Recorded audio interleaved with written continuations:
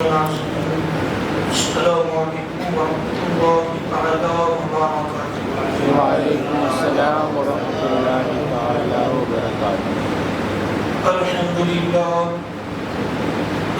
للہ الذی جعل نبینا شاہدا ومبشرا ونذیرا وداعیا الی اللہ بإذنہ وسراجا منیرا، والصلاة والسلام على النبي حبيبه المصطفى الذي أرسله بالحق والهدى وعلى آله وأصحابه أولي الصدق والصفاء.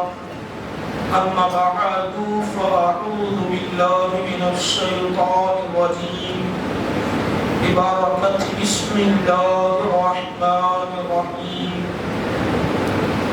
تلك الرسل فضلنا بعضهم على بعض منهم ما كلم الله ورفع بعضهم درجات. صدق الله المولانا العظيم وبلغنا رسوله النبي الأمين الحفيظ المختار الكريم، ونحن على ذلك لمن الشاهدين والشاكرين والذاكرين، والحمد لله رب العالمين. دوستان محترم،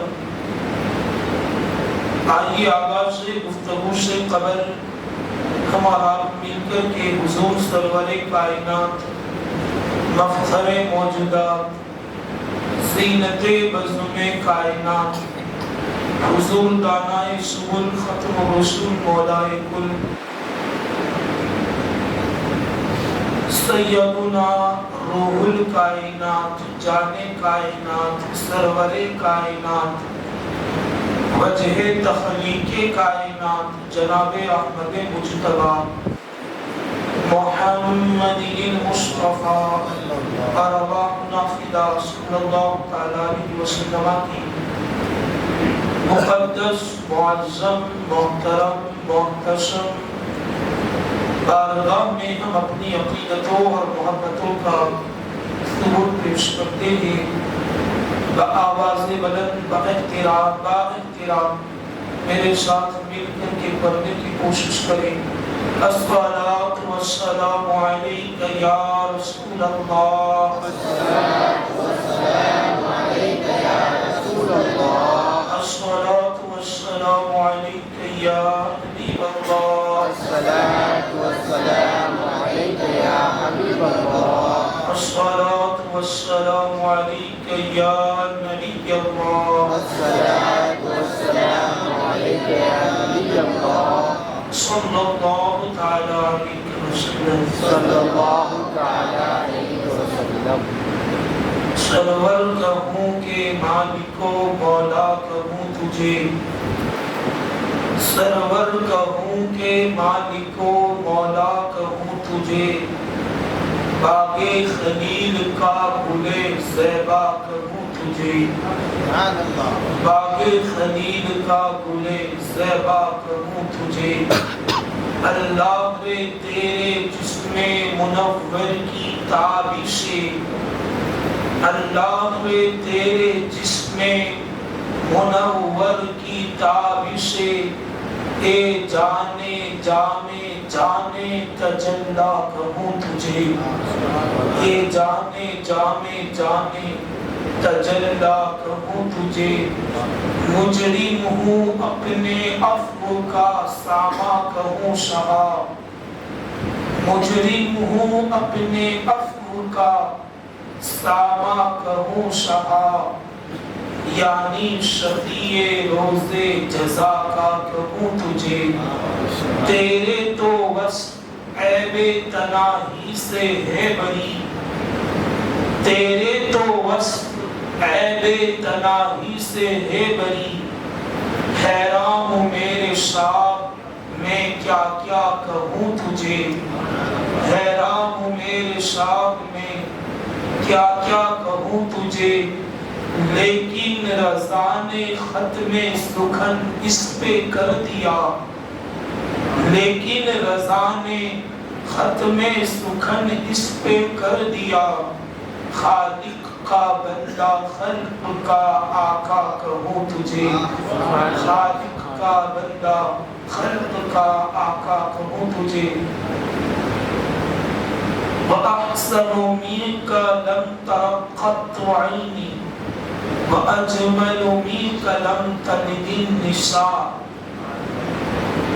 وَأَحْسَنُ مِنْكَ لَمْ تَرَ قَطُّ عَيْنِي وَأَجْمَلُ مِنْكَ لَمْ تَلِدِ النِّسَاءُ۔ خُلِقْتَ مُبَرَّأً مِنْ كُلِّ عَيْبٍ خُلِقْتَ مُبَرَّأً مِنْ كُلِّ عَيْبٍ كَأَنَّكَ قَدْ خُلِقْتَ كَمَا تَشَاءُ۔ آئیے نبی والے نبی کی بارگاہ میں جھوم جھوم کر درود پاک کرے، اللہم صلی علی سیدنا و مولانا محمد وبارک وسلم۔ صلاۃ و سلام علیک یا رسول اللہ یا حبیب اللہ صلی اللہ تعالی علیہ وسلم۔ عزیزان ملت اسلامیہ، ماہ ربیع النور کی مقدس محفل سجی ہوئی ہے۔ کئی نشستوں سے سرکار کا تذکرہ ہمارے سامنے ہو رہا ہے، اور سرکار شان و عظمت کو قرآن نے جس انداز سے بیان کیا ہے، اور قرآن نے جس پیچیدگی کے ساتھ سرکار کی شان و عظمت کو بیان کیا ہے، اس کی کچھ جھلکیاں ہم وقت کی مناسبت سے آپ کے سامنے پیش کرنے کی کوشش کرتے ہیں۔ میرے پیارے آقا علیہ الصلوۃ والسلام کے پیارے دیوانوں، اللہ رب العزت نے یقیناً آقا علیہ السلام کو ایک عظیم مرتبہ عطا کیا ہے۔ جس طریقے سے امت پر نبی علیہ السلام کی پیروی لازم ہے، اور امت کو نبی علیہ السلام کی تعظیم واجب ہے، اسی طریقے سے انبیاء علیہ السلام پر آقا علیہ السلام کی تعظیم بھی واجب ہے، آقا علیہ السلام کی پیروی بھی واجب ہے۔ اور جس طریقے سے ایک نبی امت پر حق رکھتا ہے، اسی طریقے سے آقا علیہ السلام صرف امت پر نہیں بلکہ تمام انبیاء پر حق رکھتے ہیں۔ میرے پیارے آقا علیہ السلام کے پیارے دیوانوں، سرکار کی شان کو سمجھنے کے لیے ہمیں قرآن کا مطالعہ کرنا پڑے گا۔ قرآن نے کبھی سرکار کی شان کو ظاہر کر دیا ہے، تو کئی مقامات ایسے ہیں کہ جہاں بغیر غور و فکر کیے سرکار علیہ السلام کی شان و عظمت ہمیں نظر نہیں آتی۔ سرکار کی شان کو سمجھنے کے لیے صرف علم کا ہونا ضروری نہیں، صرف عمل کا ہونا ضروری نہیں۔ سرکار کی شان کو سمجھنے کے لیے جہاں علم کا ہونا ضروری ہے، جہاں عمل کا ہونا ضروری ہے، وہیں سرکار کی شان کو سمجھنے کے لیے محبت مصطفیٰ کا ہونا بھی ضروری ہے، عشق مصطفیٰ کا ہونا بھی ضروری ہے۔ اگر یہ ملکہ اور یہ خاصہ اگر تمہارے اندر نہیں پایا جاتا تو تم سرکار کی شان کو نہیں سمجھ سکتے۔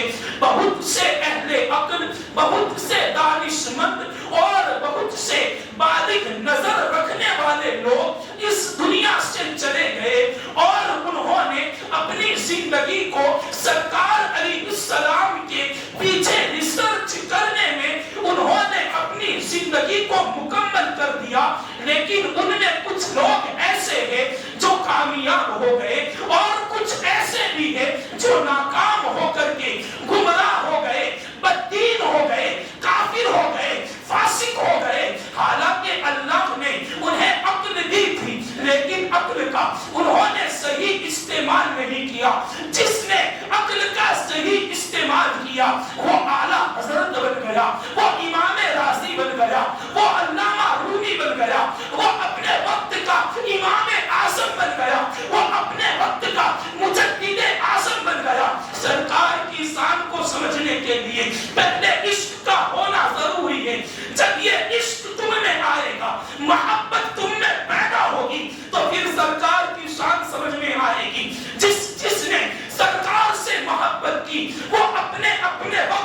ایمان بن گیا. سرکار کی بدولت اللہ نے ہر کسی کو عزت عطا فرمائی. صرف عام لوگوں کو نہیں بلکہ انبیاء کو بھی اللہ نے نجات عطا فرمائی ہے تو سرکار کے وسیلے سے عطا فرمائی ہے, سرکار کے نام کی بدولت عطا فرمائی ہے. میرے پیارے آقا علیہ الصلوۃ والسلام کے پیارے دیوانوں, جب ہم قرآن اٹھاتے ہیں اور قرآن کو پڑھتے ہیں تو جگہ جگہ قرآن انبیاء کی سیرت کو بیان کرتا ہے, انبیاء علیہ السلام کے تذکرے کرتا ہے. کہیں قرآن فرماتا ہے یا آدم اسکن انت وزوجک الجنہ, اے آدم تم اور تمہاری بیوی جنت سے زمین کی طرف اتر جاؤ, اس لیے کہ تم نے خطا کی ہے. میں جو گفتگو کر رہا ہوں صرف ان جملوں پر غور کرنا. قرآن ارشاد فرماتا ہے یا آدم اسکن انت وزوجک الجنہ, اے آدم تم اور تمہاری بیوی جو ہے وہ جنت سے جو ہے وہ دنیا کی طرف چلے جاؤ. دوسری جگہ قرآن ارشاد فرماتا ہے یا نوح اہبط بسلام منا, اے نوح تم کشتی سے اتر جاؤ اور اترتے ہوئے جو ہے وہ تم سب لوگوں کو ایک ساتھ لے کر کے اترو, ہم تم پر سلام بھیجتے ہیں, تم پر سلامتی ہو. کئی قرآن ارشاد فرماتا ہے یا ابراہیم قد صدقت الرؤیا, اے ابراہیم تو نے یقیناً خواب سچ کر دکھایا. اے ابراہیم ہم نے تو تیرا امتحان لیا تھا, یقیناً تو امتحان میں پورا اترا, یقیناً تو امتحان میں کامیاب ہو گیا. کہیں قرآن ارشاد فرماتا ہے یا موسیٰ انی انا اللہ, اے موسیٰ میں ہی اللہ ہوں, تم میری ہی عبادت کر. کہیں قرآن ارشاد فرماتا ہے یا داؤد انا جعلناک خلیفۃ فی الارض, اے داؤد ہم نے تمہیں زمین پر اپنا خلیفہ بنایا. کہیں قرآن ارشاد فرماتا ہے یا زکریا انا نبشرک, اے زکریا ہم تمہیں خوشخبری دیتے ہیں, ہم تمہیں بشارت دیتے ہیں, ہم تمہیں مژدہ سناتے ہیں. کہیں قرآن ارشاد فرماتا ہے یا یحییٰ خذ الکتاب بقوہ, اے یحییٰ کتاب کو مضبوطی سے پکڑو رکھو. اے یحییٰ ہم نے جو کتاب تمہیں عطا کی ہے, جو صحیفے تمہیں عطا کیے ہیں اس کو مضبوطی سے تھامے رکھو. آپ ذرا جملوں پر غور کریں, قرآن کی آیات پر غور کریں. کہیں رب پکار رہا ہے یا آدم اسکن انت وزوجک الجنہ, کہیں رب ارشاد فرماتا ہے یا نوح اہبط بسلام منا, کہیں قرآن ارشاد فرماتا ہے یا ابراہیم قد صدقت الرؤیا, کہیں قرآن ارشاد فرماتا ہے یا موسیٰ انی انا اللہ, کہیں قرآن ارشاد فرماتا ہے یا زکریا انا نبشرک بغلام اسمہ, کہیں قرآن ارشاد فرماتا ہے یا یحییٰ خذ الکتاب بقوہ. میرے پیارے آقا علیہ الصلوۃ والسلام کے پیارے دیوانوں, اب ایک مثال کے ذریعے سے یہ بات میں آپ کو سمجھانا چاہتا ہوں, اور اگر سمجھ میں نہ آئے تو قرآن اٹھانا, ایک ایک آیت پر غور کرنا, ایک ایک آیت پر جو ہے وہ غور و فکر کرنا. تمہیں سرکار کی شان سمجھ میں آئے گی, سرکار کی عظمت سمجھ میں آئے گی. اللہ اکبر. میں آپ کو ایک مثال دے رہا ہوں. ایک بادشاہ کا دربار لگا ہوا ہے, وہاں کئی امراء موجود ہیں, وہاں کئی وزراء موجود ہیں, وہاں کئی اراکین موجود ہیں, وہاں کئی امائر موجود ہیں. اللہ اکبر. بہت سارے وزراء موجود ہیں. اگر بادشاہ کسی کو پکارے گا تو یہ کہے گا فلاں وزیر کھڑا ہو جائے, فلاں وزیر کھڑا ہو جائے, فلاں بندہ کھڑا ہو جائے. لیکن جب وزیر جو وزیروں میں سب سے اعلیٰ وزیر ہے, جو بادشاہ کے نزدیک جو شان رکھتا ہے, کوئی اہمیت رکھتا ہے, بادشاہ اس کو نام لے کر نہیں پکارے گا. بادشاہ کہے گا اے نائب حضرت کھڑے ہو جاؤ, اے نائب سلطنت کھڑے ہو جاؤ, اے معزز تو کھڑا ہو جا. یعنی بادشاہ جب اپنے عظیم وزیر کو پکارے گا یا اپنے نائب کو پکارے گا, نام لے کر نہیں پکارے گا. بڑے دربار میں نام لے کر پکارنا یہ عزتی کا سبب بنتا ہے. اس لیے جب بادشاہ بڑے دربار میں, بڑے مجمع میں جب وزیر اعظم کو پکارے گا, وزیر تو بہت ہوتے ہیں, بادشاہ کے دربار میں وزراء کی جماعت ہوتی ہے, اراکین کی جماعت ہوتی ہے. جب بادشاہ اسے پکارے گا تو یہ کہے گا اے نائب حضرت کھڑے ہو جاؤ, یا یہ کہے گا اے نائب سلطنت کھڑے ہو جاؤ. چونکہ بادشاہ کے نزدیک اس کی ایک اہمیت ہے، اس کی ایک عظمت ہے، اس کی ایک شان ہے. یہ عام وزیروں کی طرح نہیں، یہ عام وزراء کی طرح نہیں کہ اس کو نام لے کر کے پکار دیا جائے.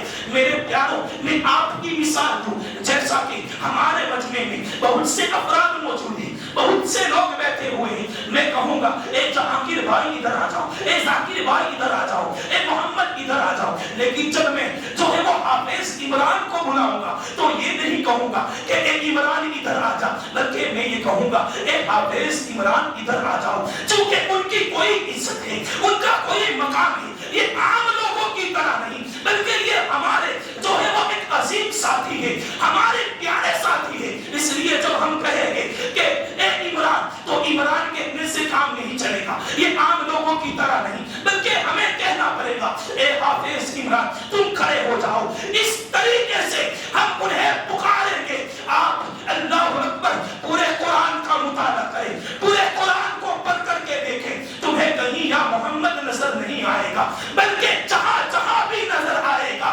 رب نے جب اپنے محبوب کو پکارا تو کیا کہہ کر کے پکارا؟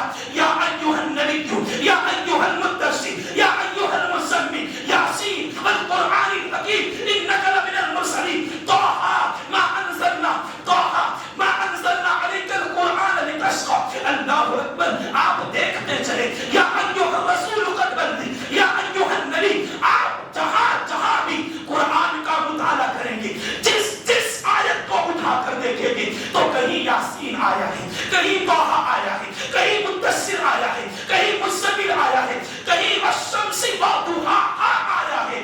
اللہ نے اپنے محبوب کو نام لے کر نہیں پکارا، بلکہ جب جب بھی پکارا اللہ نے اپنے محبوب کو اوصاف کے ساتھ پکارا. پورے قرآن کا مطالعہ کرو. کلیم و نجی مسیح و صفی خلیل و رضی رسول و نبی عتیق و وسیع غنی و علی. ثنا کی زبان تمہارے لیے. کہیں یہ نظر نہیں آئے گا یا محمد، چونکہ یہ نام ہے. لیکن جب دیگر انبیاء کو اللہ نے پکارا، قرآن اٹھا لو، تمہارے سامنے موجود ہے.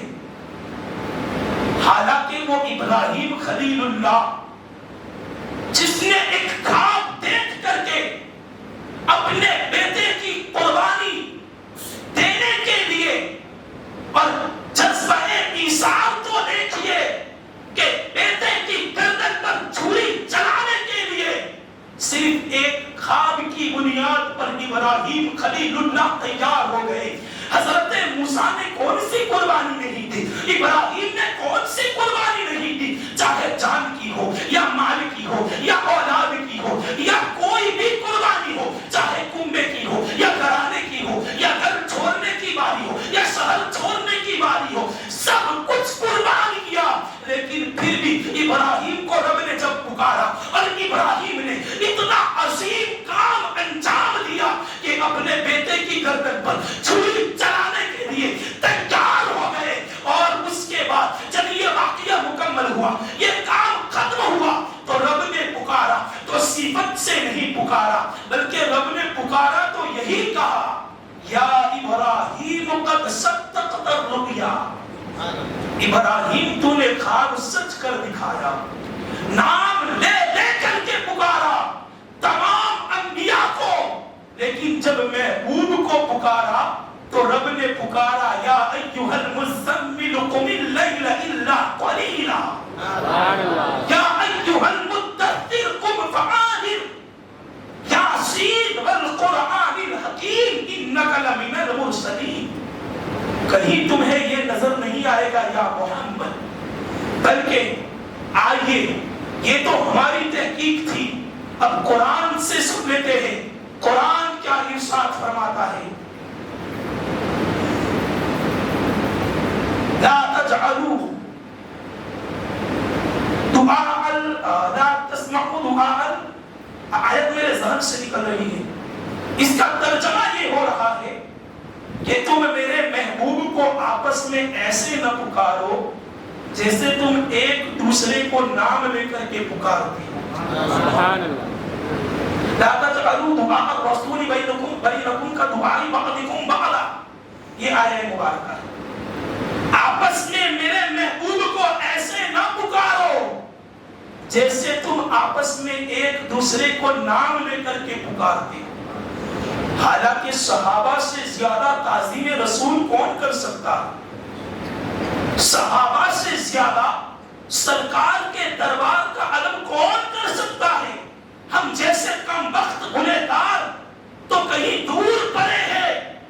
صحابہ تو حضور کے بچے ہوئے حضور کے پانی کو اور حضور کے جسم سے گرنے والے حضور کے پانی کو زمین پر گرنے نہیں دیتے تھے، بلکہ سرکار وضو کرتے، صحابہ اپنے ہاتھوں کو نیچے رکھ لیتے اور پھر اس پانی کو اپنے جسم پر مل لیتے.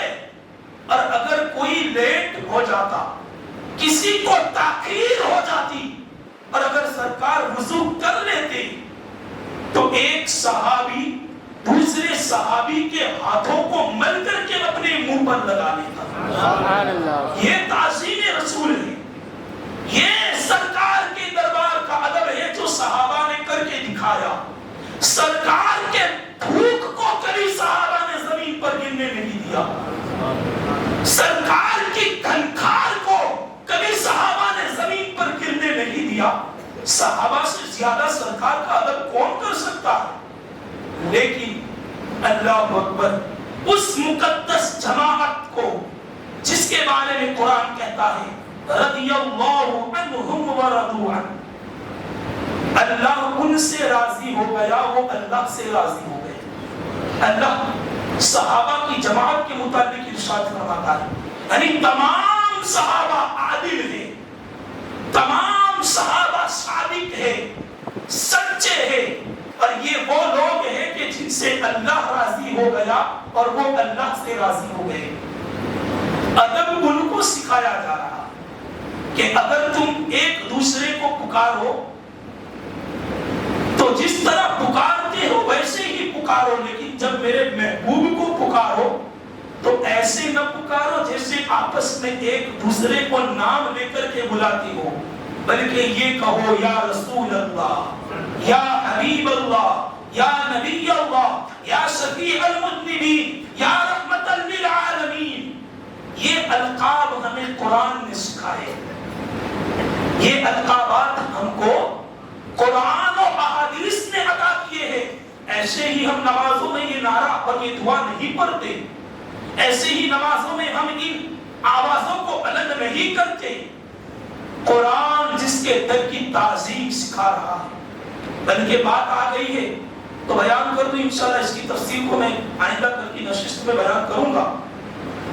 یا ایھا الذین آمنوا لا تقولوا راعنا وقولوا انظرنا واسمعوا. پہلے پارے کی آیہ مبارکہ ہے، 12ویں رکوع میں ہے غالباً. جب صحابہ کو رضی اللہ تعالیٰ عنہ کوئی کام درکار ہوتا یا سرکار کی توجہ درکار ہوتی تو صحابہ حضور کو راعینا کہتے. راعینا یعنی سرکار ہماری طرف توجہ فرمائے. لیکن راعینا کے دو معنی ہوتے ہیں، ایک بکریہ چرانے والا، اور ایک معنی یہ ہوتا ہے کہ سرکار آپ ہماری طرف توجہ فرمائیں. منافق اس دور میں موجود تھے جو اسلام کا لبادہ پہن کر کے، اسلام کا لباس پہن کر کے مسلمانوں کی جماعت میں چھپے ہوئے تھے. انہوں نے آپس میں ایک دوسرے سے کہا کہ یہ اللہ کے محبوب کے صحابی اس نبی کو اللہ کا رسول مانتے ہیں اور راعینا کہہ کر کے پکارتے ہیں. راعینا کا معنی تو ہوتا ہے بکریاں چرانے والا. حالانکہ سرکار نے بکریاں چرائی ہیں، لیکن یہ بھی رب کی جانب سے ایک حکمت ہے. اور اس میں کیا حکمت ہے انشاءاللہ ہم اس کو بیان کریں گے. اس کے لیے وقت درکار ہے، ابھی تفسیر کا وقت نہیں ہے. تو رب نے فرما دیا، قرآن میں آیت نازل فرما دی، یا ایھا الذین آمنوا لا تقولوا راعنا وقولوا انظرنا واسمعوا. اے محبوب، آپ اہل ایمان سے فرما دیں کہ آپ لوگ مجھے راعینا نہ کہو بلکہ وقولوا انظرنا واسمعوا، اگر تمہیں حضور کی توجہ درکار ہے تو یہ کہو واسمعوا، یعنی سرکار ہماری بات کو سماعت فرما لے تو میرا محبوب تمہاری طرف اپنا چہرہ پھیر دے گا، اب تمہاری طرف اپنا رخ کر دے گا، اپنا چہرہ کر دے گا۔ یہ ادب تو ہمیں قرآن سکھا رہا ہے، اور سرکار کا ادب قرآن نے کیسے بیان کیا ہے اس پر میرے پاس بے شمار آیتیں ہیں، انشاءاللہ کل کی نشست میں ہم اس کو بیان کریں گے۔ ہماری گفتگو ہو رہی تھی حضرت سیدنا سلیمان علیہ السلام کے حوالے سے۔ کل کی نشست میں ہم نے جس بات کو نامکمل رکھا تھا اور ناقص رکھا تھا وہ بات ہے سیدنا حضرت سلیمان علیہ السلام کی۔ حضرت سلیمان علیہ السلام کو اللہ رب العزت نے جنوں، انسوں اور پرندوں، درندوں، چرندوں یعنی جانوروں پر حکومت عطا فرمائی تھی۔ یہ تمام آپ کے ماتحت تھے۔ کیا تھے؟ یہ تمام آپ کے ماتحت تھے۔ لیکن کل اس بات کو ہم نے بیان کیا کہ یہ تو حضرت سلیمان علیہ السلام کا کمال ہے کہ اللہ نے حکومت عطا فرمائی تھی، اور قرآن گواہی دے رہا ہے وَحُشِرَ لِسُلَيْمَانَ جُنُودُهُ مِنَ الْجِنِّ وَالْإِنسِ وَالطَّيْرِ فَهُمْ يُوزَعُونَ، ہم نے حضرت سلیمان کے لیے جنوں، انسوں اور پرندوں، چرندوں اور درندوں اور جانوروں کو جمع فرما دیا تھا۔ لیکن آقا کی شان کو قرآن نے کیا بیان فرمایا ہے کہ صرف ہم نے پرندوں، درندوں، جانوروں اور جنوں کو اور انسوں کو نہیں بلکہ ہم نے ملائکہ کو بھی آقا علیہ السلام کے ماتحت کر دیا۔ کیا کر دیا ہے؟ آقا علیہ السلام کے لشکر میں شامل کر دیا۔ قرآن کے حوالے سے ہم نے یہ بات بیان کی تھی۔ قرآن نے اس کو بیان کیا ہے انی ممدکم بألف من الملائکۃ مردفین۔ پہلے 1000 ملائکہ اترے، پھر 3000 اترے، پھر 5000 اترے۔ یہ بات ہماری کل کی نشست میں ہوئی تھی۔ اب آگے بڑھتے ہیں۔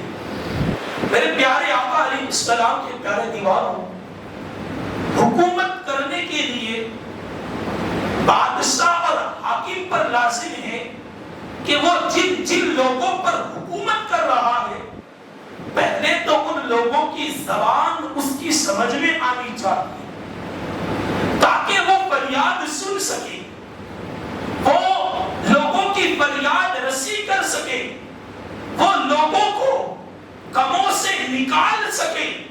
حکومت کرنے کا مطلب ہی یہی ہوتا ہے۔